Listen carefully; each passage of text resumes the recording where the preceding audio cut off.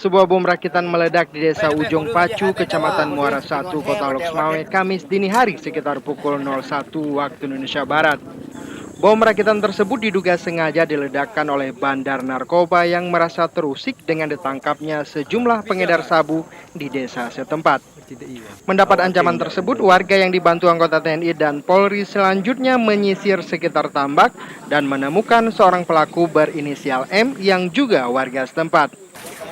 Kapolsek Muara 1 AKP Muhammad Nasir menyebutkan ledakan bom sengaja dilakukan untuk meneror warga karena gencar membasmi peredaran narkoba di desa mereka. Salah seorang warga menyebutkan sebelum bom rakitan tersebut diledakkan, warga sempat diancam oleh bandar sabu yang akan meledakkan bom di desa mereka. Dalam 2 bulan terakhir, 6 pengedar sabu ditangkap oleh warga setempat dan diserahkan kepada aparat kepolisian. Dari hasil olah tempat kejadian, polisi menemukan plat besi berukuran 15 cm dan paku.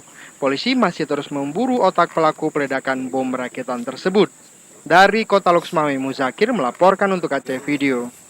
Nah, lu ujung paling ujung berbatasan Jatri.